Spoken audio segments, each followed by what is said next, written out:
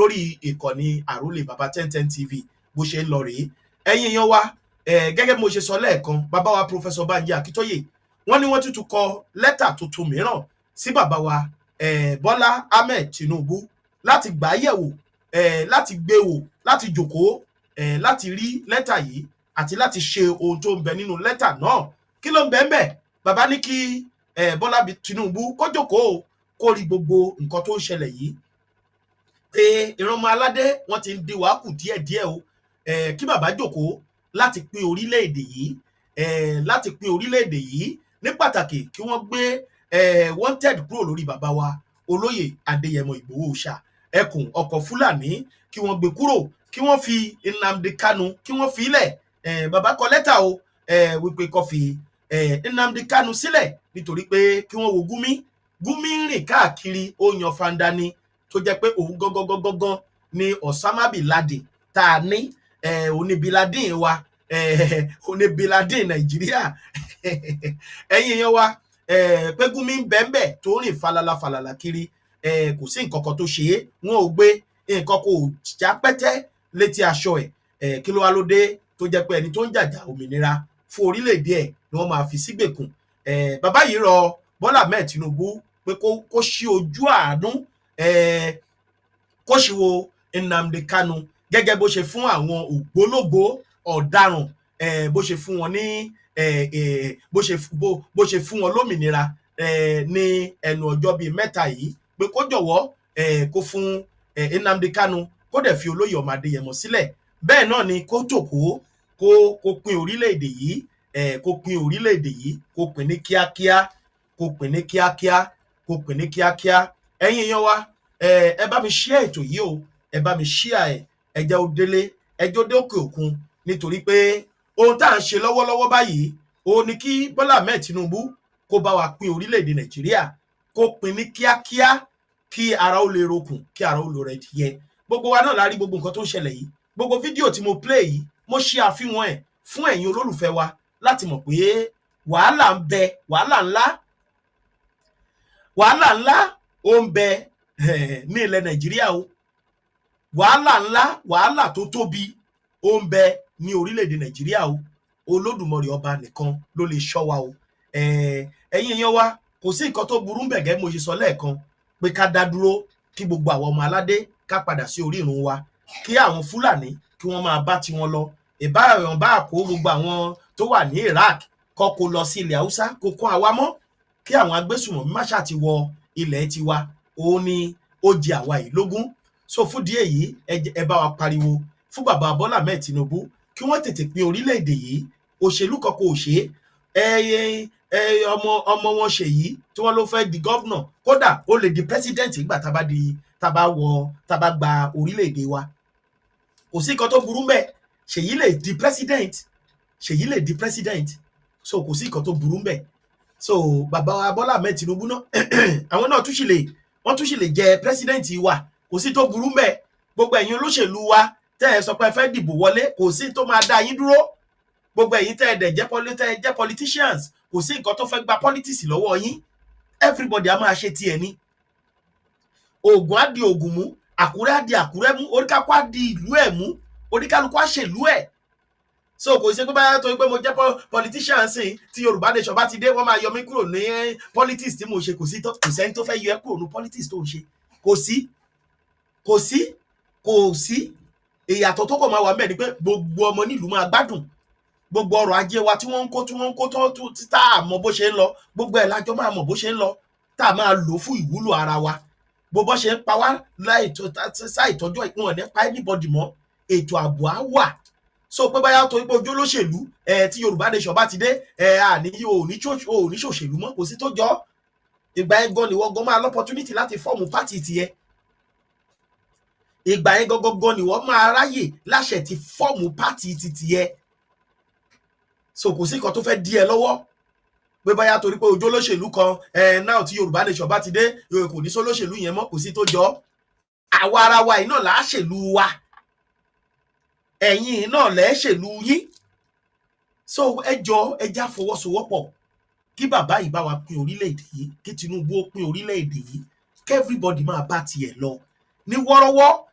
because tá a bá ṣe bẹ́ẹ̀ ṣe rí bọ́ ṣe fi copter lọ kó wọn ní school over 300 students tó kó gbogbo wọn lọ bẹ́ẹ̀ náà ṣe máa ṣe nìbàdàn bẹ́ẹ̀ náà ṣe máa ṣe lákùrẹ́ bẹ́ẹ̀ náà ṣe máa ṣe ní lọ́yọ̀ọ́ ṣe káàkiri ilẹ̀ yorùbá o òun lẹ̀ ń rí tí wọ́n ń gbọ̀bẹ lọ́wọ́ wọn tí wọ́n ń gbòògùn lọ́wọ́ wọn tí wọ́n ń gba gbogbo ẹ̀ lọ́wọ́ wọn tí wọ́n mú wọn tí wọ́n ṣe yìí àwọn tí wọ́n kó nìbàdàn wọn ní kọ́ tó rìlíìsì wọn ẹ̀yin èèyàn mi wọ́n ti wà everywhere o pé mojó lóṣèlú tí yorùbá nation bá jẹ́ dẹ́mi ìríṣẹ́ olóṣèlú mọ́ kò sí tó jọ o ìgbà yẹn gangan lòṣèlú àṣẹwárinlẹ̀ ọmọ yorùbá ọmọ oòduà ni ẹ́ tí wàá ṣẹ̀ níyì tí wàá ṣẹ̀ lápọ́nlé because tá a bá tètè dìde láti pariwo fún Tinubu tó jẹ́ èèyàn wá ń sìn tí kinní bá lọ bọ́ sọ́wọ́ ọmọ Fúlàní everybody á jẹ breakfast here o excuse me everybody á jẹ breakfast here o ẹ̀yin èèyàn mi àkókò rèé nígbà tí Tinubu wà ń bẹ̀ yìí bàbá wa professor kọ lẹ́tà àkókò rèé láti pé káwa náà dìde láti pariwo fún bàbá yìí pé kó pín orílẹ̀-èdè yìí kó jẹ́ kí everybody máa bá tiẹ̀ lọ kò sí nǹkan tó fẹ́ yingi wọn ò gbalé lọ́wọ́ ẹ̀ wọn ò gbọ̀nà lọ́wọ́ ẹ̀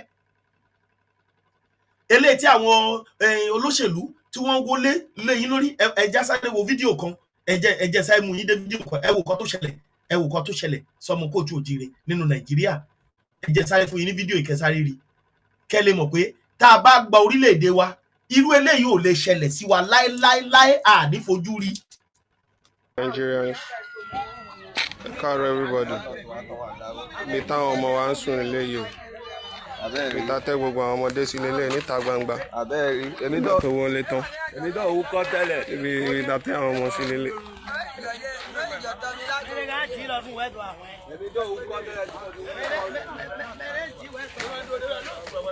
Ibi tẹ́ everybody sí ibi gbogbo everybody ṣe jókòó sílẹ̀ fún mọ́nì yẹn. This is where everybody is sleeping. Ibi ìta tẹ́ àwọn ọmọ sí.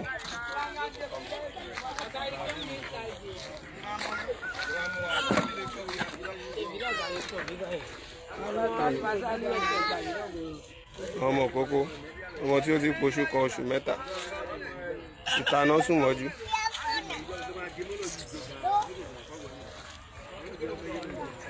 You are seeking for the help of Nigerians.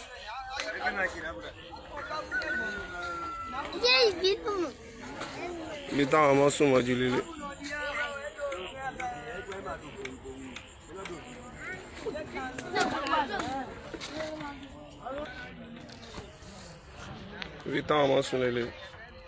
We are seeking for the help from the Nigerians.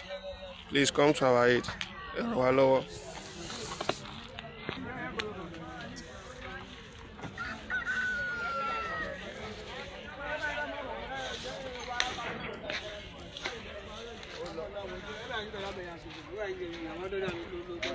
Ẹ̀yin èèyàn mi ṣé ká má tanra wa kò sẹ́ni tó fẹ́ ràn wọ́n lọ́wọ́ ṣé ká má tanra wa eléyìí tó ń pe ọmọ Nàìjíríà pé kó wá ràn lọ́wọ́ yẹn láàrin èmi àti yín sà ẹ̀yin tẹ́ wò mí láàrin èmi àti yín ta ló fẹ́ ràn wọ́n lọ́wọ́ ọmọ ìkókó tí ò ti pọ́sẹ̀ méjì nínú òtútù níta gbangba mo ní brọ́dà kan ó mú sí ọ̀fọ̀ ẹ̀ lọ́wọ́ báyìí ó dẹ̀ ń sun ẹkún pé òun ti gbé lọ káàkiri wọn compensate òun wọ́n sọ pé ìjọba ló nílẹ̀ pẹ̀lú sí ọ̀fọ̀ láàrin èmi àti yín sà ta ló fẹ́ ràn lọ́wọ́ ẹ̀sà ẹ̀yin tẹ́ ń wò mí ó lọ́mọ ìkókó tí ò ti pòṣù kan ó ní òun rè nínú òtútù ó lóun rè níta gbangba ni wọ́n ń sùn àbí láàrin èmi àwọn ọmọ Nàìjíríà tó pè kókó wá ràn lọ́wọ́ yẹn láàrin èmi àti yín ta ló fẹ́ ràn lọ́wọ́ ṣé kò ti sún ibi tá a bá dé ṣe kò ti sún everybody mo ní ìyá mi kan ó lápò ráìsì ló máa ń sẹ́ndì sílé pé kó máa bá òun pín fáwọn èèyàn ó ní àròlé ó nígbà tó sáìsì kan òun ò pín mọ́ ó ló dẹ̀ pé àwọn gáìsì yìí pé wọ́n ya ọ̀dẹ̀ tí wọ́n mọ nǹkan tó yẹ kán ṣe wọ́n dẹ̀ pé ráìsì tó ń pín ó dẹ̀ pé wọ́n ń take you for granted wọ́n mọ nǹkan tó ń ṣe òun ní láti stop láti máa pín ráìsì yẹn òun ní láti stop because òun rí ní pé wọn gbégbésẹ̀ báyé wọn ṣe máa dáa ṣùgbọ́n lóṣù tóṣù bá ti parí bá wọn ti ń retí òun pé òun á tún bó ṣàbọ̀ gàrí ráìsì mẹ́ta ni wọ́n á tún rí gbà nínú àpò tóun bá rà fúdí èyí ó lóun ò ra ráìsì kankan mọ́. ṣé kò níbi tá a bá dé ṣé kò ti sọ everybody mélòó lọmọ Nàìjíríà fẹ́ràn lọ́wọ́ mélòó ṣé àwọn tó wà lókè òkun tó pé ìyá bàbá wọn sì wọ́n kidnap wọn àwọn go ò lè wálé December lélẹ́yìn sìn ọmọ ò lè sọ pé òun fẹ́ lọ kí dádì òun lẹ́kọ̀ọ́ bàbá tó wà lẹ́kọ̀ọ́ ò lè sọ pé òun fẹ́ wá sábúlé wá ṣọdún àfi tó bá máa ṣe lọ́dọ̀ bandit èyí tó bá dẹ̀ járẹwà dáadáa wọ́n á do dáadáa títí tọ́dún yẹn á fi parí tí December á fi lọ wọ́n máa bá sùn ni wọ́n máa to sẹ́ẹ̀tì lórí àwọn agbésùnmọ̀mí àbí àwọn náà ò ní ṣọdún wọ́n á ṣọdún. ṣé níbi tó dé dúró ìṣe kò ti sọ everybody gbogbo ìbò tẹ wá di ọ̀hún gbogbo ìbò á dìbò tẹ ẹ máa jójú ẹlẹ́yà á tún fi fìlà sórí á ti ṣe àtẹ̀tẹ̀ rájọ́ torí 1000 á tún hálé wọn lọ́wọ́ gbogbo ìbò ọ̀hún kí lẹ fi ṣe ẹ fi ba yé ara yín jẹ́ ni. a sọ fún yín pé ìbò wọ́ọ̀kì mọ́ lórílẹ̀‐èdè Nàìjíríà a sọ fún yín pé kò sí nǹkan tó ń jẹ́ bò ó dìbò àwọn tó fẹ́ fi síbẹ̀ wọ́n ti mọ̀ ẹ kàn ń jẹra yín níyà ni. ṣé gbà pé ìbò yín ló gbé Tinubu débẹ̀ ni Lagos State jọjọ tó fún ara ẹ ti dìde ìbò ẹ òkun bẹ̀ wọn ò dìbò fún ní Lagos State ara ẹ̀ wọ́n gangan kò níbò kankan bẹ̀. kí ni ìbò ń ṣe kí ni ìbò ń ṣe ẹ sára yín sínú oòrùn ẹ dìbò ẹ ṣe oríṣiríṣi kí lẹ fi gbà gbogbo ilé náà ti wọlé mọ́ yín lórí ta ló fẹ́ gbà yín ìbò yín ọ̀hún kí ló wúlò fún ó dàbí àwọn tó wá pé kí Donald Trump má wá o resources wa ni wọ́n fẹ́ kó èyí tó ti pa ṣáájú resources yín resources tẹ́ ẹ̀ rí epo lásán lẹ̀ gbójú sókè tẹ́ ẹ̀ ń wò góòlù ńkọ́ àwọn nǹkan àlùmọ́nì yòókù tó ń kó ńkọ́ resources yín tó ń kó ọ̀hún tí wọ́n ń pa yín tẹ́ ẹ̀ rí tẹ́ ẹ̀ gbóòórùn ẹ̀ láti gbà tó ti bí yín títí dìsìn tó yẹ pé ikú náà fi ń lé yín kiri ọ̀rọ̀ yín náà dà bẹ́ẹ̀ ni bí mo ṣe ń bá yín sọ̀rọ̀ bá àwọn kan tuntun múra láti dìbò fún Tinubu 2027 wọ́n ti ń campaign sílẹ̀ báyìí tó ti ń campaign pẹ̀lú ìyà àti òfò táyé yín jẹ táyé yín bàjẹ́ lójoojúmọ́ tí ikú pa yín síbẹ̀síbẹ̀ ẹ tún sì gbéra pé a fẹ́ lọ dìbò PDP ló wà bẹ́ẹ̀ ó gbọ́ o ti gbọ́n sí pé Arẹ́gbẹ́ṣọlá Adeleke ọmọ Ìgbò pé ó ti resign kúrò nínú PDP ǹjẹ́ o ti gbọ́ àti ìmọ̀ party tó fẹ́ wọ̀ ń sìn bá APC ló tún fẹ́ wọ̀ bá ADC ló fẹ́ wọ̀ bóun náà tún fẹ́ fọ́ọ̀mù another party tiẹ̀ ṣé o ti gbọ́ ìròyìn ti sọ fún ẹ pé Adeleke ti resign kúrò nínú PDP o ti gbọ́ tó o bá ti gbọ́ lọ wàá rí Adeleke àbí Ọ̀ṣun state ẹ̀bẹ́ rí gbogbo nǹkan tó ń ṣẹlẹ̀ ńbẹ̀ ẹ rí everything bó ṣe ń lọ so àwọn wo ló dáa nínú ètò ìṣèlú tó fẹ́ nawọ́ sí láwọn tó yẹ pé wọ́n ń rotate ẹ̀ ní eléyà sákòrò ní PDP àbọ́sẹ̀ APC eléyà kúrò ní APC gbogbo wọn bẹ́ẹ̀ tó bá ti rí pé eléyìí ti ṣe báyìí wọ́n á bọ́ síbi ibi ìtutù lánàá wọ́n á bọ́ síbi ibi ìtutù lánàá àwọn ló ń lò lánàá o wọ́n á máa change lójú yín ẹ̀ máa pé PDP ló máa ṣe lè ní APC ló máa ṣe lọ́la ju gbogbo ẹ̀ lọ sí ṣe pé ó lọ́mọ ìkókó tí ò ti pé oṣù méjì tí ò nílé gbé tí ò nílé lórí yẹn ọmọ tó ṣẹ̀ bí o tó jẹ́ citizen Nàìjíríà o tó jẹ́ citizen Nàìjíríà tó ṣẹ̀ bí tó yẹ kí Nàìjíríà máa fi yangàn pé a tún bímọ tuntun o sínú orílẹ̀-èdè wa jẹ́ bọ́ ṣe ń ṣe nílùú òyìnbó bọ́ ṣe ń ṣe níbí tí wọ́n á sanwó ọmọ tuntun yẹn títí tá fi pé 18 years ọmọ òun náà gbé sínú òtútù gbangba tí ìjọba ò kí ẹ̀ nípa ẹ̀ ṣé ìjọba kí ẹ̀ nípa yín ni ní please help us ìjọba tó wọlé wọn ló tún ń pè ìjọba please aláyé yín máa bàjẹ́ tọ́sẹ̀ tí kú ò bá tí ì pa yín tó ìwà kù fẹ́rẹ́ fẹ́ lé yín bóyá ní bá 20 ní tẹ ìwà kù méjì bóyá ẹ̀yin méjì yẹn bóyá ìgbà yẹn lẹ́sẹ̀ tó máa dìde tẹ̀yin náà sọ̀rọ̀ sókè pé irọ́ ẹja pé orílẹ̀-èdè but ẹ̀yin ẹ̀ ṣe máa pariwo wọ́n Nàìjíríà o kí wọ́n Nàìjíríà yẹn máa ṣekú pa yín wọ́n Nàìjíríà tí ò kí ẹ̀ nípa yín tí ò mọ bí life yín ṣe rí gbogbo ẹ̀ ni wọ́n fún yín ní sign pé kẹ́ lè mọ̀ pé orílẹ̀-èdè yìí àwa ò kí ẹ̀ nípa life yín then orílẹ̀-èdè gan tẹ̀yìn pé pọ́nlẹ̀ yìí kì í ṣe orílẹ̀-èdè mọ́ ó ti expire amalgamation 1940 ti expire Biafra ń pariwo pé àwọn fẹ́ lọ àwa náà ń ké Middle Belt náà ń pariwo àwọn fẹ́ dá dúró ìwọ sì gbé sáyà wọ́n Nàìjíríà ẹ̀yin èèyàn mi tó bá tẹ wá ti wá kù fẹ́rẹ́fẹ́ nílé yín ẹ̀bẹ̀ rí chọ́ọ̀chì tí wọ́n ti lọ ṣe interview lẹ́ẹ̀kan ṣèbẹ́ gbọ́ nǹkan tárábìnrin yẹn sọ ó láwọn 7 ni wọ́n kó ní fámìlì wọn ó ní ilé tó ti kún fún ọ̀pọ̀lọpọ̀ ènìyàn ó ló wá ku èèyàn kan ṣoṣo ẹ gbọ́ sétí ẹ gbọ́ ẹbẹ̀ yẹn àbí ẹ gbọ́ bóyá kẹ́ padà kẹ́ rìwáǹdì kìíní kẹ́ fọwọ́dù ẹ̀ sẹ́yìn kẹ́ fọwọ́dù ẹ̀ kẹ́ bákọ̀ọ̀dù ẹ̀ kẹ́ lọ wò ó látẹ̀yìn kẹ́ gbọ́ bí tí arábìnrin yẹn ti sọ pé àwọn bíi 7 ni wọ́n kó ní fámìlì wọn náà ó kù ẹyọ kan ṣoṣo. Kí nìyẹn túmọ̀ sí? Ó túmọ̀ sí pé bó ṣe ṣẹlẹ̀ yẹn ó tún ń bọ̀ lágboolé tiẹ̀ tó ò bá dìde. Ìyí tó ṣẹlẹ̀ yẹn ó ṣùọ̀ pé kò tí ì dúró níbi tó dúró sí yẹn ó tún ṣe ń tẹ̀síwájú ìwọ náà tún ṣe máa fojú rí tó ò bá dìde. Nǹkan tó ṣẹlẹ̀ Nàìjíríà nìyẹn.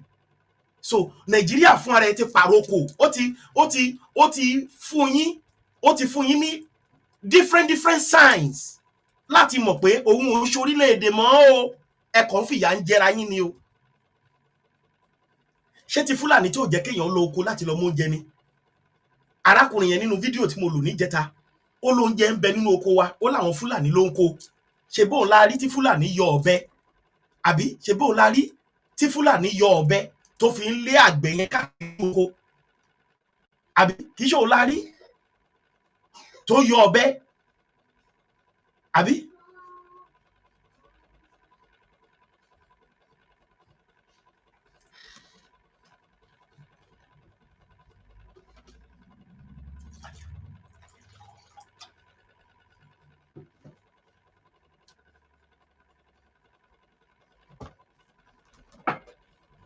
So kí là ń sọ kí lẹ̀ ń sọ ẹ lè lọ oko ẹ lè lọ odò ẹ lè sọ pé ọjà gan ò safe fún yín ṣọ́ọ̀ṣì ò safe fún yín ilé tẹ́ tún kọ́ wọ́n tún wo mọ́ yín lórí ọmọ ìkókó ọ̀sẹ̀ 2 wọ́n gbé síta gbangba bẹ́ẹ̀ ìrè ìjọba òun lẹ̀ ń dìde fún tẹ́ ẹ sọ pé ẹ fẹ́ dìbò ẹ tún múra lọ́wọ́ báyìí láti tún dìbò èmi mọ̀ pé eléyìí tẹ́ tó fẹ́ dì í tó bá tún máa bẹ̀rẹ̀ sí ní jálé yín lórí ẹ tún máa pariwo àátún gbé fídíò yín jáde àtúnṣe kí ni àtúbà yín gbé fídíò yín àtúbà yín pín because ó dàbí pé ẹ̀yin èèyàn wa ibi tẹ́ ẹ fọpọlọ sí òye wa rárá a ní kẹ́ ẹ stop láti máa dìbò kàn pè yín gan kẹ́ ẹ ju òkúta lù wọ́n kẹ́ ẹ sọ pé ẹ ṣe mọ́ a ní kẹ́ ẹ bá bàbá Bọ́lá kẹ́ ẹ jẹ́ kí gbogbo wa pariwo bàbá Tinubu pín orílẹ̀-èdè yìí kí ló bá àdí ń bẹ̀ báwo ló ṣe orílẹ̀-èdè míì ti ṣerú ẹ̀ tí wọ́n ti pín tí ò dẹ̀ sí wàhálà tí wọ́n gbádùn ara wọn dè ní eléyìí títí wa náà kò yẹ kó le ká kú padà sí ìran ẹ̀ kí everybody padà sí ibi tó ti wá. Bàbá wa Professor Banji Akíntóyè wọ́n ní bàbá tó kọ lẹ́tà ń sìn tó ní kí gbogbo àwọn ọmọ kóòtù òjìrè ká fi àdúrà sí pé kí bàbá yìí lè wo àwọn lẹ́tà tí wọ́n ti kọ yìí kó lè gbé yẹ̀wò kó lè jòkó kó lè pín orílẹ̀-èdè kò sí nǹkan méjì tá a ní lọ́wọ́ sìn kó pín orílẹ̀-èdè ni because tó hàn bá pín wọ́n máa kidnap ẹ lójú ọ̀nà òun lo oko wọ́n á gbé ẹ o fẹ́ travel láti lọ wo àwọn èèyàn ẹ wọ́n á gbé ẹ o wà nínú ṣọ́ọ̀ṣì wọ́n á kidnap ẹ o wà ní party wọ́n á kidnap ẹ.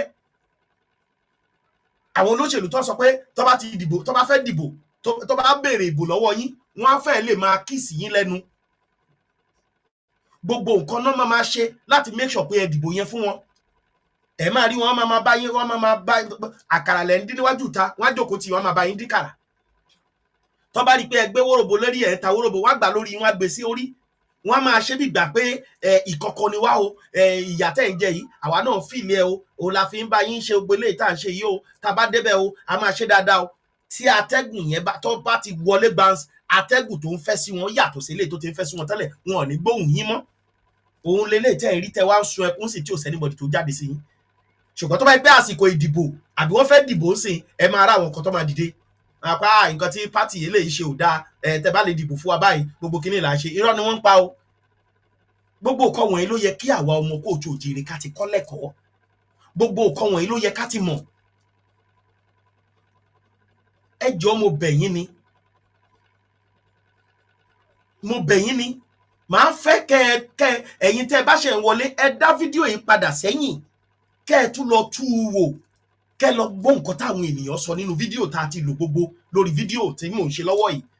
Ẹ padà lọ tú wò, kẹ́ ẹ lọ wo àwọn ọ̀rọ̀ táwọn ènìyàn sọ. Ẹ̀yin náà lè mọ̀, ẹ lè gbà sí wa lẹ́nu wípé lóòótọ́ lódodo Tinubu gbọ́dọ̀ pín orílẹ̀-èdè yìí. Ẹ̀yin èèyàn mi ṣé bẹ́ẹ̀ ṣe ń lo láìfù l'Amẹ́ríkà ni làwọn èèyàn ṣe ń lo láìfù ní Nàìjíríà? Ṣé bẹ́ẹ̀ ṣe ń lò ó ní UK làwọn èèyàn ṣe ń lò ó ní Nàìjíríà?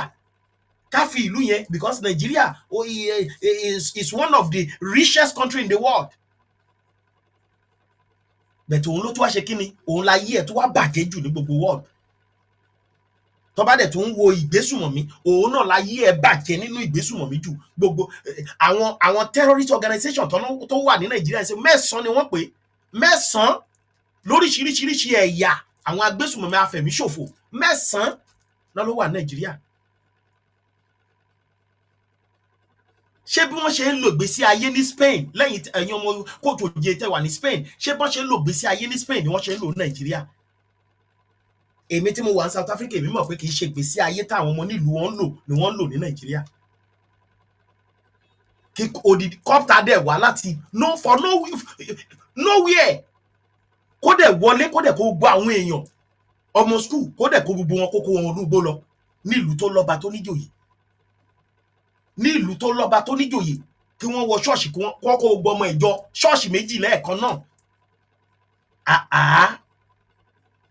Ẹ̀yin èèyàn wa, ibi tá a bá dé yìí ẹ jẹ́ á máa pariwo kí Bọ́lá Ahmed Tinubu, ẹ̀yin èèyàn mẹ́ bá mi share ètò yìí kó dí ọwọ́ àwọn tó lè dìde láti ṣiṣẹ́ yìí fún wa.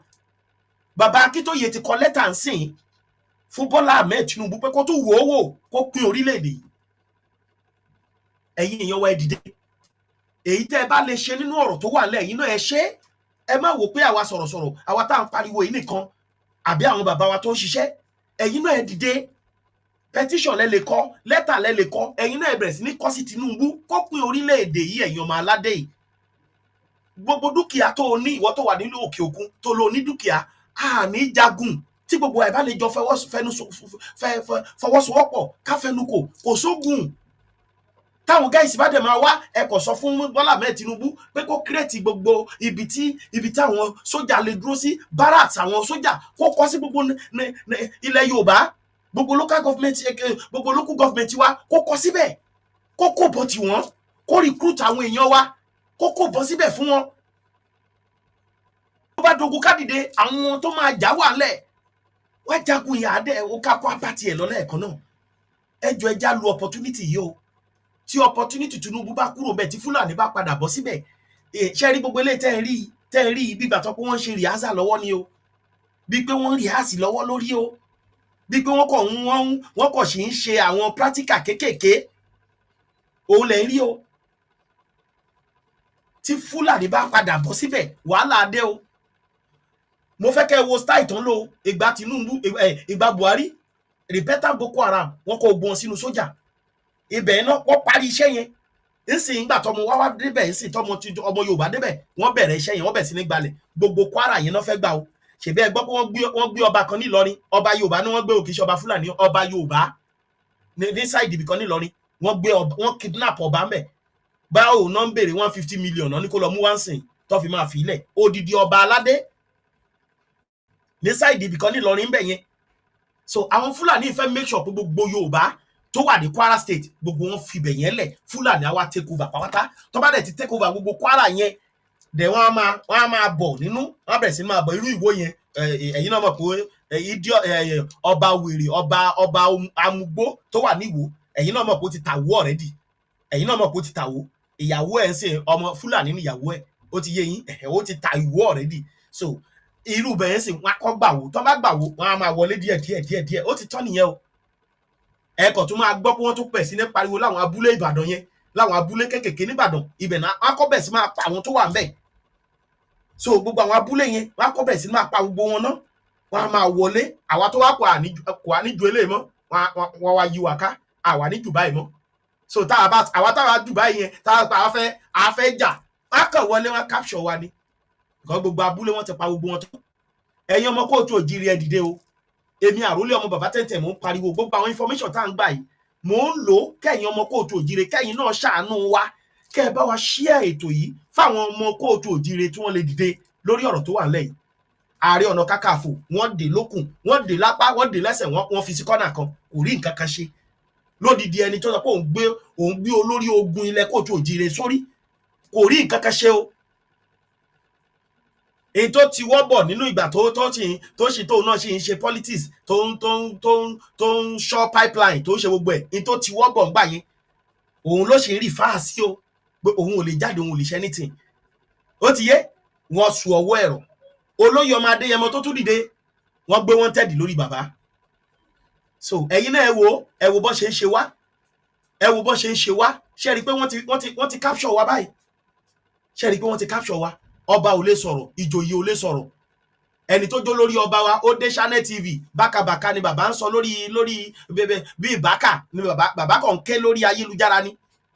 Kò sí pàtó ọ̀rọ̀ tó jẹ́ kókó tí Ọọ̀ni of Ifẹ̀ sọ ní Channel TV lélẹ̀ tó interview ẹ̀ láìpẹ́ yìí. Forest Guard wọ́n máa fi nǹkan babalá bàbá wọ́n máa fi jà, àwọn olófẹ́ lò, ṣáwọn péréte. Ṣé Fúlàní ò lóògùn? Ṣé Fúlàní ni ò lóògùn? Ogun òkó wa rí, ṣé Fúlàní ni ò lóògùn? Ṣé bí àwọn babalá bàbá wa ṣe wò ó nígbà tí wọ́n fi tètè kọ́ńkà wọn? Move there. No, move. Ṣé bí àwọn bàbá wa ṣé bọ́n ṣe wò ó ńgbà yẹn tó tètè kọ́ńkà wọn, ṣé bẹ́ẹ̀ làwa ṣe ń wò ó sí? Àwọn bàbá wa dìde ńgbà yẹn ní kò lé tó gbogbo wọ̀nyí tí àwọn bàbá wa fi dìde tó fi tètè kọ́ńkà Fúlàní. Náà sí ẹ wo nǹkan tó ṣẹlẹ̀ ń sìn, ẹ wò wá ń sìn, ẹ wò nǹkan tó ń lọ ń sìn, ẹ rí bá a ṣe lajúlẹ̀ títà lùbọ́dẹ̀ ń kówó, ẹ rí bá a ṣe lajúlẹ̀ títà lùbọ́dẹ̀ ń kówó, ẹ rí bá a ṣe lajúlẹ̀ títà lùbọ́dẹ̀ ń kówó, tí wọ́n fi ń pa ọmọ aládé tó ń pa everybody tó ń pa àwọn bá sì jòkó tẹ́tẹ́rẹ́ ní o. Wọ́n ní pé ogun òkó wa rí èyí tí Ọọ̀ni of Ifẹ̀ ń pariwo nìyẹn o. Tí mo gbà pé bàbá máa jáde tó máa sọ lẹ́nà jáde pé Tinubu èyí tá à ń rí ó ti ń lágbára báyìí o, ó dà pé tí ò bá ṣe bàbá, mo ń wò pé bàbá yìí máa fi ọgbọ́n ọ̀ra fi style gbé kalẹ̀ tó máa yé Tinubu kó yẹ kó ń pé orílẹ̀-èdè. Bàbá yìí ti jòkó ní ìjókòó pé wọ́n Nàìjíríà ni o, láwọn lẹ́ni tó jẹ́ olórí tó ń claim pé òun lórí gbogbo ọba, òun ni ibi tó dúró sí fún wa nìyẹn o. Ṣé rí pé òun náà ò kí ẹ̀ nípa wa? Ṣẹ́yìn náà rí pé ó kò kí ẹ̀ nípa ẹ̀mí wa? Ṣé rí pé òun náà ò kí ẹ̀ nípa pé àwọn tó ń jí gbé, àwọn tí wọ́n pa, ṣe pé kò kàn? Àtìgbà wo ló ti ń pe meeting lórí ètò ààbò? Ńgbà tó bá tún máa pe meeting ètò ààbò gan, àwọn Fúlàní ló tún máa jòkó tì tó tún máa wà nínú meeting yẹn, tátújọ máa ṣe meeting. Gbogbo eléyìí tó pè lọ́jọ́ kìíní àná, máa yẹn dìdí jáde, ó ní gbogbo nulẹ̀, ó ní kí lọ wo meeting tí Ọọ̀ni of Ifẹ̀ pè fún lórí ètò ààbò. Ó ní Fúlàní ló kúnnú ọ̀lù yẹn o. Ó láwọn faces tó mọ̀ ló wà mẹ́yìn tó jẹ́ Fúlàní táwọn náà dìbí ọlọ́dẹ.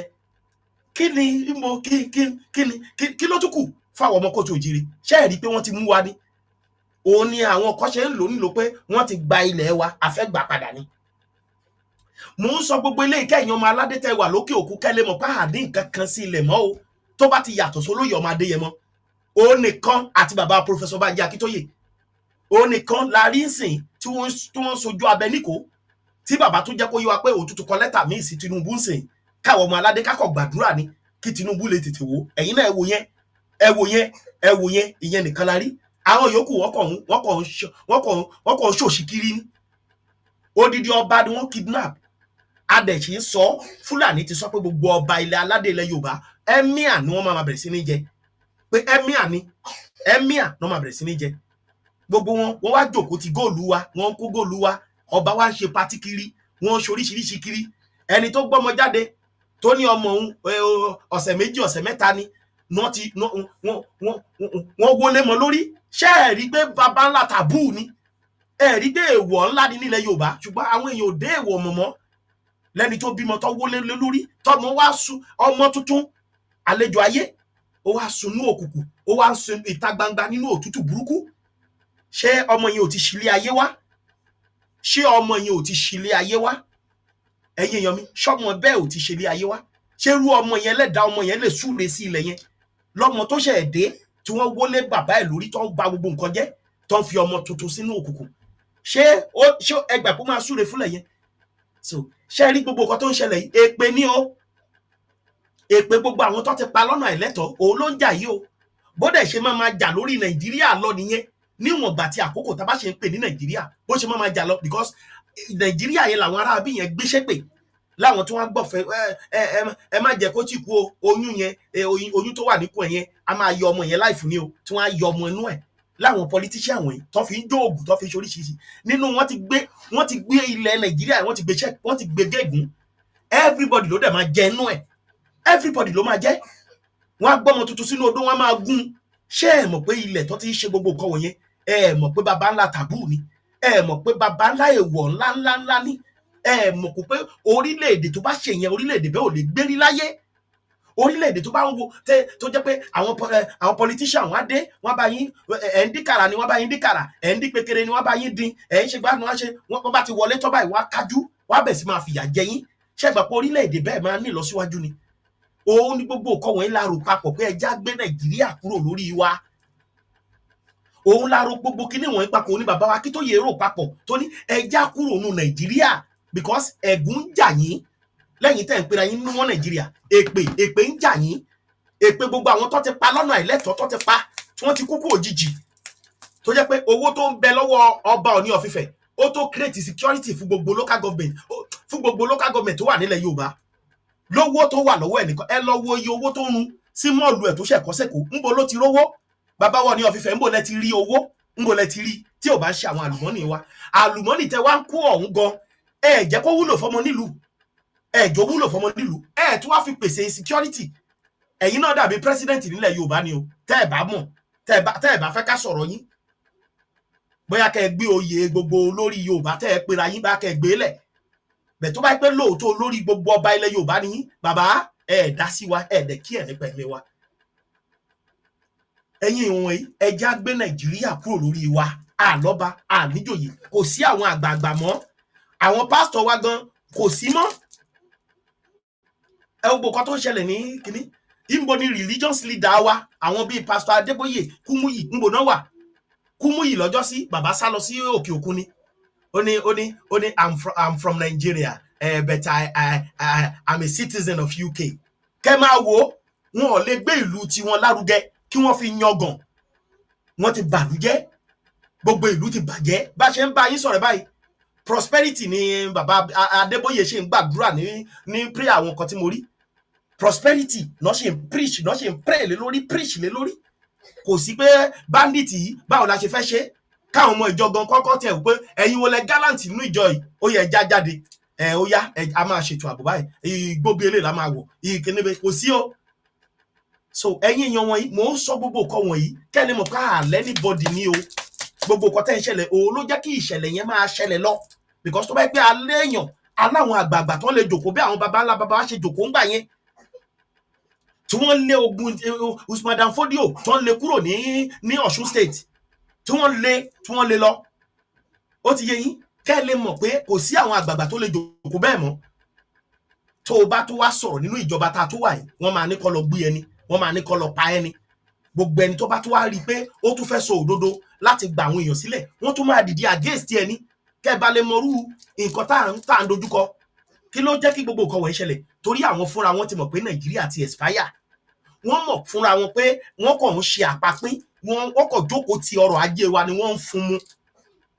so àwọn fúnra wọn ò lè dá sọ pé wọ́n fẹ́ ṣèjọba lé wa, wọn ò ṣèjọba lórí anybody mọ́, ọrọ̀ ajé ni wọ́n ń kó. òun ni ìpànìyàn, òun ni kọ́pútà ṣe rábàbà níbi tó ti kidnap odidi ìjọ. ó rábàbà bíi 10 minutes ó dẹ̀ tó padà lọ, ó tún gbéra lọ, kò sí nǹkan kan tó ṣe. Air Force ò sí láti rescue èèyàn. so ẹ̀yin ọmọ ìyá mi ẹ jọ̀ọ́ mo bẹ̀ yín ni ẹ jẹ́ ká jọ ronú jinlẹ̀, kẹ́ ẹ jẹ́ ká jọ mọ̀ wípé gbogbo nǹkan tó wà ńlẹ̀ yìí èpè àti ẹ̀gún òun ló ń jà. èpè àti ẹ̀gún òun ló ń jà. èpè àti ẹ̀gún òun ló ń jà o. nọ́tàn tí ta bá gbé Nàìjíríà kúrò lórí wa la tó máa rọ́nà àbáyọ. ẹ̀yin ọmọ Kóòtù Òjíire mo wí tèmi náà o. ẹ bá mi share ètò yìí o, ẹ bá mi share ètò yìí o. Olóko ò lè roko, olódò ò lè rodo. Àwọn èèyàn kan ni wọ́n kidnap lẹ́ni báyìí tán náà ń bọ̀ láti Imo tán lọ síbì kan tán kidnap yìí. Odidi bọ́ọ̀sì bíi 3 ni wọ́n kó èèyàn nú ẹ̀ lọ pápátá. Ẹ wá wo bí àwọn agbésùnmọ̀mí ṣe wá fi ìlú wa, ibẹ̀ náà ti wá fi ṣe ìdókòwò. Ilẹ̀ Nàìjíríà náà fi wá ṣe ìdókòwò. Ilẹ̀ Yorùbá ni wọ́n wá fi ṣe ìdókòwò. Ìwọ ṣáà ti lọ bó bá ti ní ìbọn ẹyọ, ìbá tẹ̀ jẹ́ tọ́ ìgàn ló mú lọ́wọ́. Owó tó máa gbà wàá fi ra bàṣúkà. Èyí tó ń sọ fúnra wọn nìyẹn láti Niger, láti Burkina Faso. Gbogbo wọn wọlé wá, wọ́n wá ń ṣe ìdókòwò ìjínigbé, ìpànìyàn ní ilẹ̀ wa, ní ìlú tí ò lọ́ba, tí ò sí jòyè, tí ò sádarí, tí ò sí gọ́fmẹ̀ntì. Ẹ wá sọ pé kí àwọn ìlú míì kan máa fi Nàìjíríà ṣe yẹ̀yẹ́ lágbàáyé. Ṣé ẹ mọ̀ pé wọ́n rí ẹ̀sìn gbogbo nǹkan tó ń ṣẹlẹ̀? Ẹ mọ̀ pé gbogbo ẹ̀ là ń gbé sórí ayélujára. Ìwọ wá sọ pé o máa dé ìlú òyìnbó, wàá sọ pé ọmọ Nàìjíríà ni ẹ, wọn ò ní fẹ́ fọ́ ojú ẹ̀ dànù pé ọmọ ẹran ni ẹ. Pé ṣe bó ni àwọn gọ́fmẹ̀ntì yín treat yín bí ẹran, tó ń treat yín bíi pé ẹ̀já mú nǹkan yẹn, tí wọ́n pa yín bíi chicken. Ìwọ wá dé ìlú tiwa, wàá máa fọwọ́ halẹ̀, get out. Báwo ni wọ́n ṣe máa sọ fún yín ni? Kúrò bí jáde rí játijàti. Àwọn gọ́fmẹ̀ntì wọn ò lè ní wọ́n lè fèsì gọ́fmẹ̀ntì wọn o. Wọ́n wá sí ìlú wa bí wọ́n máa halẹ̀. Wọ́n mò lẹ́sì ẹ, wọ́n ṣe ẹ́ bálabàlá bí pé ò já mọ́ anything. Why tí ò fi ní rí bẹ́ẹ̀? Ṣe bẹ́ẹ̀ rí gbogbo nǹkan tá à ń gbé jáde. Ẹ rí gbogbo nǹkan tí ìjọba Nàìjíríà tó ń fayé. Ẹ wo ẹ̀yìn mi tẹ́ ń wò yìí. Sójà Nàìjíríà ni wọ́n pa bí ẹran yìí o. Ẹ̀yìn mi tí fídíò tó wà lẹ́yìn mi tẹ́ bá tẹjú mọ́ dáadáa. Ìṣẹ̀lẹ̀ tó ṣẹlẹ̀ lọ́jọ́ mẹ́ta yìí ni o. Tó fi pa general kan. Ó ti yé yín, ìṣẹ̀lẹ̀ tó ṣẹlẹ̀ lọ́jọ́ mẹ́ta yìí àwọn Boko Haram lẹ́wọ̀n yẹn o. Ẹ̀rí bọ́ ṣe dàbọ̀ bò. Eléyìí tó ṣò lẹ́yìn mi, ìṣẹ̀lẹ̀ tó ṣẹlẹ̀ ní o. Lẹ́nu pé kí wọ́n kọ̀ lọ dojú kan, wọ́n dẹ̀ dúró sẹ́gbẹ̀ẹ́ gbó, wọ́n dẹ̀ pa general, wọ́n pa olórí ológun. Ẹ̀yin èèyàn mi, ẹ já kúrò ní Nàìjíríà. Ẹ já sọ fún bàbá Bọ́lá Ahmed Tinubu kó pín orílẹ̀-èdè yìí. Ariwo tá a máa pa nìyẹn, kó pín orílẹ̀-èdè yìí, olólè pín wa. Kí Ìgbò máa lọ, káwúsá máa lọ, káwọn ọmọ kóòtù òjìrè ká máa ṣèjọba wa lọ. O fẹ́ di gọ́vnà, àyè wà fún ẹ. O fẹ́ di president, àyè wà fún ẹ. Ṣe bí ìlú ẹ ló máa dúró sí? Ará Ìbàdàn á ṣe tìbàdàn, ará Àkúrẹ́ á di Àkúrẹ́ mú. Ẹni tàkúrẹ́ ò lè wá máa jà sí tìbàdàn, Ìbàdàn ò lè wá máa jà sákúrẹ́. Ẹ̀yin tẹ́ ẹjọ́ mọ Ẹ̀gbá, ẹ di Ẹ̀gbá mú. Oníkálukú á ṣèlú ẹ̀ dáadáa. Á tùjọ máa fi ìlú wa yangan ni. A ò rómi tó ṣe sí Àkúrẹ́ yẹn, o rí bó ṣe ń yọ bó ṣe ń lọ, o rí bí àwọn ọmọ nílùú yẹn ṣe ń gbowó. A máa fi yẹn, a máa fi gbé orílẹ̀-èdè wa, a máa fi gbé state wa ga. Tájùmọ̀ gbé Yorùbá sókè. Eléyìí tí Nàìjíríà ti useless káàkiri, tó ti useless káàkiri, tó yẹ pé àjábọ̀ kankan mọ́. Wọ́n pa àwọn èèyàn, wọ́n pa ọmọ Nàìjíríà káàkiri àgbáyé bí ẹni pẹ́dìyẹ ni. Nígbà tó ti rí wa, tó bá mú àwọn ọmọbìnrin wa ní Libya, ní Cairo báyìí, bálabàla náà ń ṣe wọ́n.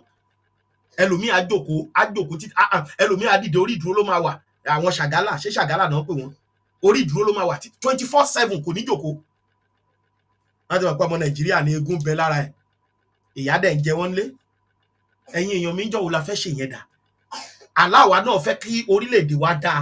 Káwọn ọmọ Amẹ́ríkà náà, káwọn náà máa ta wóróbo ní street wa.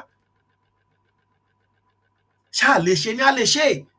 Òun la ṣe ń sọ fún pé ẹjẹ́ á dá dúró, ẹjẹ́ á pín kó everybody máa bá tiẹ̀ lọ. Ẹjẹ́ á pín kó everybody máa bá tiẹ̀ lọ. Ẹ̀yin èèyàn mi, ó ṣeé ṣe. Kò sí nǹkan tó fẹ́ yàtọ̀, kò sí ìyàtọ̀ ńbẹ̀. Wàá ṣèlú ẹ̀, máa ṣèlú tèmi. Wàá ṣèlú èmi, á ṣe tèmi. Gbogbo olóṣèlú náà ló máa wà.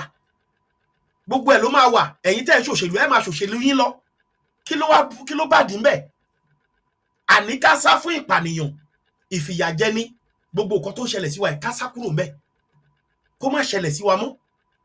Ká dá dúró gẹ́gẹ́ bí orílẹ̀-èdè tiwa. Àgbẹ̀ tí ò lè lọ oko, káàgbẹ̀ máa lọ oko. Eléyìí tó ń fi kọ́pútà wá kidnap, kó má sí irú ẹ̀. Káwọn agbésùnmọ̀mí máa bọ̀ gan-an ká ti dictate wọn, ká ti lọ pàdé wọn kó tó wọlé. Kó tún lú ẹ ṣe, kẹ́tò ààbò wà, kó o lè rìn láàárọ̀ títí di àárọ̀ ọjọ́ kejì, kó má sẹ́ni tó máa jí ẹ gbé. Kí iṣẹ́ yapa, kó má sóògùn owó mọ́, kó má sáwọn ọmọ yahoo yahoo mọ́. Adé ká tún orílẹ̀-èdè wa ṣe, káwa náà fi yangàn lágbàáyé. Káwọn ọmọ yahoo yahoo gan kán rí iṣẹ́ gidi. Wọ́n pé iṣẹ́ lélẹ̀, owó lélẹ̀, owó lélẹ̀. gbogbo rádáadáa àìníṣẹ́ àìṣe gbogbo content creator gbogbo wọn á kúrò lórí social media everybody á máa ṣe tiẹ̀ iṣẹ́ àyapa àwọn tó wà nílùú òyìnbó wá dé wọn á gbéṣẹ́ wá gbogbo àwọn tó jẹ́ doctor wa professional doctor wa wọn á darí wálé ní tá à ń fẹ́ nìyẹn ká gbé orílẹ̀-èdè wa lárugẹ ẹ̀yin èèyàn mi ọ̀rọ̀ rẹ o ẹ bá mi share ètò yìí o ẹ̀yin ọmọ aládé kí gbogbo wọn fohùn ṣọ̀kan kí bàbá Bọ́lá Ahmed Tinubu kó bá wa pín orílẹ̀-èdè ẹ ṣé mo dúpẹ́ o ẹ̀yin olólùfẹ́ mi ẹ ó tún máa pàdé wa lágbára Elédùà lọ́la a ó tún ṣètò mìíràn ẹ ṣé mo dúpẹ́ ẹ̀yin èèyàn mi ẹ bá mi share ètò yìí ẹ bá mi share ètò yìí gẹ́gẹ́ mo yẹ sọ lẹ́ẹ̀kan sí oṣù yìí òun ni oṣù ọjọ́ ìbí mi èmi àrólé ọmọ bàbá tẹ́ntẹ́n ọmọ Olúmike Ọbalọ́lá JP ẹ̀yin tẹ́ ti ń kí mi wípé mo kú oríire ọjọ́ ìbí mo dúpẹ́ lọ́wọ́ yín o oríire náà akárí gbogbo wa àṣèyí ṣàmọ́dún àṣàmọ́dúnṣẹ̀mí o ẹ̀yin olólùfẹ́ mi ẹ ṣáà máa fàdúrà ràn mí lọ́wọ́ ẹ máa gbàdúrà fún mi oṣù tá a wà yìí lẹ́ẹ̀kan sí ni oṣù tí àgbé bí mi lọ́mọ ẹ ṣé mo dúpẹ́ o ẹ̀yin èèyàn mi ó dàbọ̀ o bye bye ẹ ṣeun o ẹ ṣé mo dúpẹ́ o ó dàbọ̀ o ẹ̀yin èèyàn mi ó dàbọ̀ o ẹ bá mi share ètò yìí o bá mi share ètò yìí o ẹ ṣé mo dúpẹ́. Àwọn Àmọ̀tẹ́kùn Lágẹ̀lú ló bá mú àwọn títí Másìkà àwọn náà bá mú àwọn ọ̀daràn yìí àwọn iṣẹ́ tí lójú wọn iṣẹ́ tí lójú wọn iṣẹ́ tí rí ojú wọn iṣẹ́ tí rí ojú wọn àwọn ni o ọ̀gá sọ̀rí rà àwọn ni o iṣẹ́ tí lójú wọn báyìí àwọn Àmọ̀tẹ́kùn Lágẹ̀lú ẹkú iṣẹ́ o ọ́fíìsà tó ń pè ní Aríkúyẹrí láàrin wọn ló mú wọn láàárọ̀ níwòrò iṣẹ́ tí rí wọn iṣẹ́ tí rí wọn iṣẹ́ tí rí lágbára Ọlọ́run ọba tó pa fárọ̀ wọ́n pa gbogbo yín ni o ẹ̀rùn fọlọ́ sí ilé tẹ́lẹ̀ sí wa olúwa ní àtàrí àtàwọn tó tẹ̀lé sí gbogbo nílẹ̀ ẹ̀rùn kò lórí ilé ayé pẹ̀lú Balógun bíi iná Aríkúyẹrí ọ̀gá àwọn ọ́fíìsì níwòrò òjò òun ló mú àwọn ilé láàárọ̀ yìí ṣe ti rí ìgbà ẹ̀yìn tó bá Àmọ̀tẹ́kùn ẹ̀yìn ká fúnra wọn ṣe ti rí báyìí ṣe ti rí wọn wá.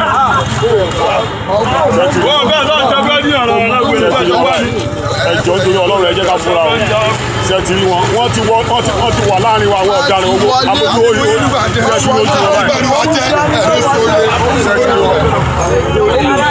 ṣe ti rí wọn báyìí ẹjọ́ ẹ bá. There has been this call for restructuring. If I were to speak for the North, I would not speak for restructuring. I would think of giving people what they want. Yoruba nation want Oduduwa Republic. In the name of God, give them Oduduwa Republic. This is 21st century. We have a right to choice. Biafra want Biafra. Give them Biafra. Give every other nationality what they need. Because as far as I know, the relationship is sound. There is geometrical increase in suspicion across all expressions. The trust is not there. Suspicion is not there. And people who want to develop at their own speed. If you want to go at the speed of rocket, please, you should be allowed to go at the speed of rocket. If you want to go at the speed of snail, go at the speed of the snail at your own peril, at the consequences coming to you. But for now, if anybody is thinking that physical federalism is the solution to Nigeria, he is not even understanding the geography, not understanding the history, not understanding the mathematics, not even aware of geometry and the geometrical implication of what they are asking about physical federalism. What we should have is, we should have sub-nations among Nigeria. Let every tribe, let every region get what it wants. Short of this, our children, our grandchildren will abuse us because we are going to leave behind for them a cancer that will defy every chemotherapy. People that presided over the North in the past, that had little money, much, much lower than what we are collecting now, were able to cut a cost, were able to have a focus and a foresight and a plan. But our current crop of northern politicians, most of them, they have no plan. Their plan is only on their own chest, in their own minds, in their own bedrooms, among their own cliques, cattle, and cabal. They don't look at the larger society. What they look is at the myopic, the smaller part of the society. So far, no group has taken responsibility for the abduction, nor has there been any communication as to the demand for ransom for the release of the children and teachers. Traveling to Papiri in the Aguera local government area from Mina was another journey. For you to get to Papiri, where the abduction incident took place, you have to journey from Mina to Zamari here in Birni Yauri. It will take about 6 hours. Then you cross over to Roya. From Roya, you take another vehicle. If you're going to Aguera, from Aguera to Papiri, it will take you another 30 minutes. At the school, it was a sorry sight to behold at the premises of the St. Mary's Catholic Primary and Secondary School, Papiri, when parents and loved ones of the abducted 239 school children and 12 teachers staged a protest with a free flow of tears, lamentation, anguish, dashed hope and wailing that filled the air. Some parents who had 4 to 5 of their children abducted could not hold back tears to speak to the camera, but said they only imagine what the children who are between the ages of 6 and above are going through in the hands of the terrorists. Such a view was held by 35-year-old Samson Najaja, whose 15-year-old son was abducted. According to him, he was a victim of kidnapping in 2021 and knew what he suffered in the hands of the terrorists who refused Naira as ransom but Sefa currency. Therefore, he could only imagine what the children are going through. A teacher, Martha Matthias, whose husband was abducted along with the children, narrated how her 5-year-old daughter saved her from being abducted. When I took my baby, my daughter now wake up and saw them. She shouted. She now followed me. When she came out, she saw her daddy lying down. She now shouted, "Why your daddy?" She wanted to go to him. And I said, "Hold on, just come." They say if she did not go back, they will shoot her. She refused. They now put gun for her here that if she did not keep quiet, they will shoot her now. She said, "How old is your baby?" 5 years old. She said she must follow mommy and daddy. From there, one of them now asked me to go back and stay with the children. Both the principal, Felicia Gyang, and the head teacher, Blessing Amodu, narrated their ordeal. We had bangings on our gates and the children wailing, crying, and we heard voices saying in Hausa, meaning that we should pack the children and get money. We were there until after maybe there about 4. We had a kind of a helicopter hovering around, and we were not sure who was in the helicopter. Like, we were afraid, probably they were even bandits, but we didn't know, like. So it hovered for some minutes. I'm not sure it was up to 30 minutes, no. Just hovered around, and at a certain point we didn't hear it again. So that was how it was. But then the helicopter came after we heard them driving off. They drove off, we heard the sound of cars, but we couldn't tell how many cars were there, and bikes. And they sounded so many, overwhelming, that we couldn't tell about the numbers. I'm very sad that the children up to now, they are not yet back. All I'm pleading at this moment is for the government to please, and all those who are touched by this incident, to please look for ways of how to rescue these children back to us and our staff. That is all I'm pleading for at this moment. Nothing more than that. They should release them and bring them back to us. The Catholic Bishop of Kotangora Diocese and proprietor of the school, Most Reverend Bulus Yohana, expressed optimism about the safe rescue of the children and teachers, saying the school serves over 50 communities within and outside Aguera local government area. So I'm calling on the federal government and the state government to do whatever it takes to bring them back. Because many of the parents, in fact, we have already recorded 2 deaths, 1 man and 1 woman from different families. who are affected by this incident that happened. So the more these students are away from their parents, the more the situation, I mean, especially the parents. It's a pity that many of them, we can't contact them. We don't even know the real situation that they are. As we speak, till this moment, no communication whatsoever has been established between the terrorists and the school authority. The parents are hoping and can only hope. But the question is, how long will this hope continue, as their hope continues to burn out till the government come to their aid? Zachary Omale, AIT News, Papiri.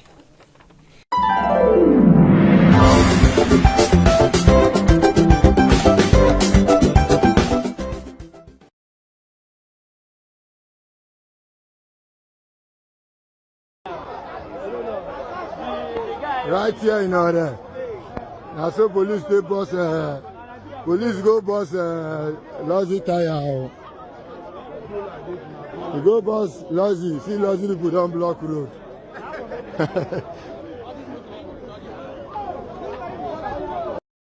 This is what is happening now in America. American people, they came out and doing peaceful protests against the Christian genocide in Nigeria today being 1st of December 2025. They are doing protests against the Christian genocide in Nigeria. They are doing protests so that President Donald Trump will take action immediately.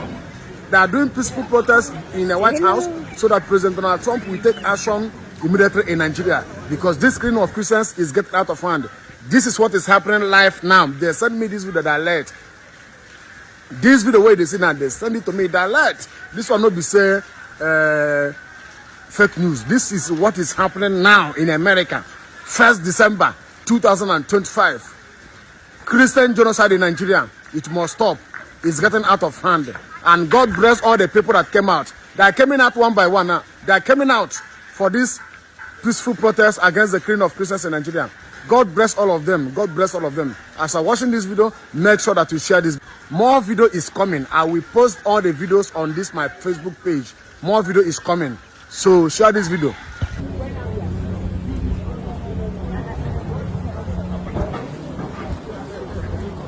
I mean, you need to go to the bank.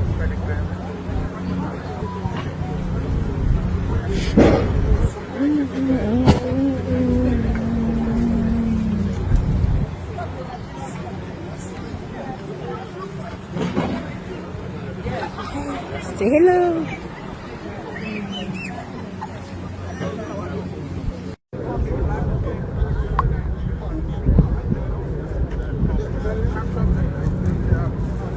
I don't know, wait. Oh, back this way.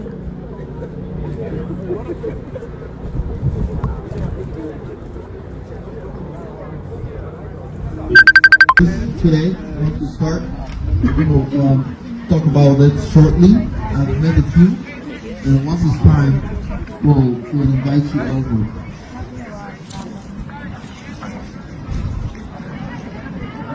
Another very important thing, we have shirts that are printed already that would offer everyone here.